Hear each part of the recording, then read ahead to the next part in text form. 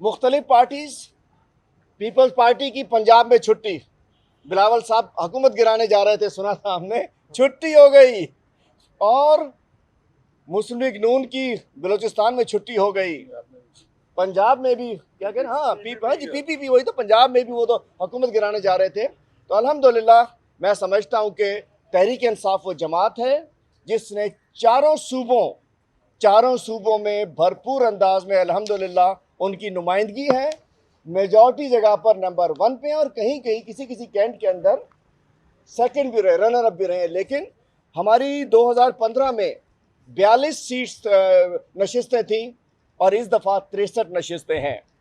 PTI ने और पीएमएलएन की जो 68 नशिस्तें होती थी वो आकर 58 नशिस्तों के ऊपर आ गई हैं। और जो आज़ाद उम्मीदवार हैं, आज़ाद उम्मीदवार भी मेजॉरिटी जो है वो हमारी है। कुछ हमसे, अच्छा, उम्मीद हमें बहुत ज़्यादा थी कि मज़ीद नशिस्तें आनी चाहिए थी, लेकिन कुछ गलतियां हो गई होंगी, कहीं टिकट देने में, कहीं कुछ फैसलों में। लेकिन जो जीत कर आए हैं अल्हम्दुलिल्लाह 90% आज़ाद उम्मीदवार भी हमारे ही हैं। तो पीटीआई का मुकाबला आज़ाद उम्मीदवारों के साथ था। पीपल्स पार्टी, पीएमएलएन अपनी अपनी जगह फारिग हो चुके हैं। और अल्हम्दुलिल्लाह कराची में इस दफ़ा हमने 14 सीट्स ली हैं, और भी हमें लेनी चाहिए थी, और इंशाल्लाह अगली दफ़ा और ज़्यादा लेंगे। लेकिन पिछले 2015 में 4 सीट्स थी, इस दफ़ा 14 सीट्स हमारे पास मौजूद है। एक बड़ी पार्टी के तौर पे कराची में हम आए हैं, और मैं समझता हूँ कि इंशाल्लाह ये फतूहात का सिलसिला, तहरीक इंसाफ की फतूहात का सिलसिला जारी रहेगा। जो माजी में कहते आ रहे थे और अब उनको नतीजा एक्सेप्टेड है, सिलेक्टेड और इलेक्टेड के दरमियान दोबारा साबित कर दिया। अगर किसी ने सिलेक्शन किया था वो भी बहुत आला किया था, हम उस वक्त भी इलेक्टेड थे, आज दोबारा भी इलेक्टेड। अब ये बंद कर दो बिला वजह भुट्टो जो तुम कहते हो, वरना हम तुम्हें सही मानों में बिला वजह भुट्टो बता देंगे। हम जितनी दफ़ा मैदान में कहोगे उतरने को तैयार है। तुम घबरा रहे हो, कभी सेंसस का बहाना करते हो कि बल्दियाती इंतखाबात को मुलतवी कर रहे हो, कानून तुमने ऐसे बनाए हुए हैं जिसमें तुम धांधलियाँ करते हो।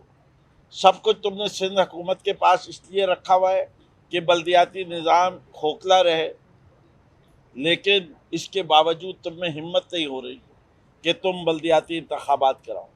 अब ये बल्दियाती इंतखाबात का सिलसिला शुरू हो चुका है। हम आर्टिकल 140A के तहत जो हमने अपील डाली हुई है, आज आपके तवज्जुह से फिर सुप्रीम कोर्ट को अपील कर रहे हैं कि सिंध में इंतखाबात से पहले आर्टिकल 140A की जो शिक है, जिसके लिहाज से कहा गया politically financially empowered local government, इसके सही मानों में इतलाक सिंध के अंदर होना चाहिए।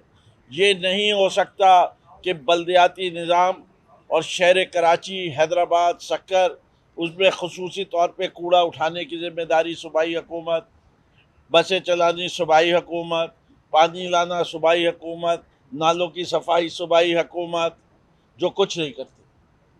ना उनसे स्कूल चलते हैं, उनमें भैंसें बांधते हैं, ना इनसे टीचर्स रखे जाते हैं। 37,000 वैकेंसीज़ हैं, 10,000 स्कूल बंद करने जा रहे हैं। ज़रा बताओ तो वो 10,000 स्कूलों में से कितने स्कूल हैं? हमें तो ये सिखाया गया था सिविल इंजीनियरिंग में कि जब कोई कंक्रीट की बिल्डिंग बनती है तो उसकी ज़िंदगी 90 साल से कम नहीं होती। यानी ये जितने 10,000 स्कूल तुम बंद कर रहे हो, वो पाकिस्तान के बनने से पहले के स्कूल होने चाहिए, और अगर उसके बाद के तो पिछले 50 साल का तो हिसाब तुम्हें देना पड़ेगा कि तुमने ख़राब कंस्ट्रक्शन कैसे की। प्राइम मिनिस्टर के स्पेशल इनिशिएटिव के तहत कराची के प्रोग्राम्स और एसडीजी के गोल्स के तहत जो स्कीम्स हुई, ऑपोजिशन में होते हुए उसके बावजूद हमने हमारे हलकों में तरक्याती काम करवाए। गुलिस्तान जौहर में सड़कें बनी 12 साल 15 साल के बाद, पानी की लाइनें डली 15 साल 20 साल के बाद, नालों की सफाई हुई, रिकॉर्ड तरक्याती काम हुआ गुलिस्तान जौहर में। और इसका नतीजा ये निकला कि गुलिस्तान की जौहर की आवाम ने, कंटोनमेंट बोर्ड फैसल की आवाम ने हमें भरपूर मैंडेट दिया और ब्लॉक 12 से ब्लॉक 20 तक हमने क्लीन स्वीप किया। और जो दावेदार बने हुए हैं वो एडमिनिस्ट्रेटर साहब घूम रहे हैं, उनको ये बताता चलूं कि पाकिस्तान पीपल्स पार्टी कहीं तीसरे नंबर पे है तो कहीं 5वें नंबर पे है। और जहाँ से वो हारी है वहाँ से उनकी ज़मानतें ज़ब्त हुई हैं। और कहीं जो दूसरी पार्टियाँ जो अपने आप को कराची के दावेदार बनती थी वो सब रिजेक्ट हुई हैं।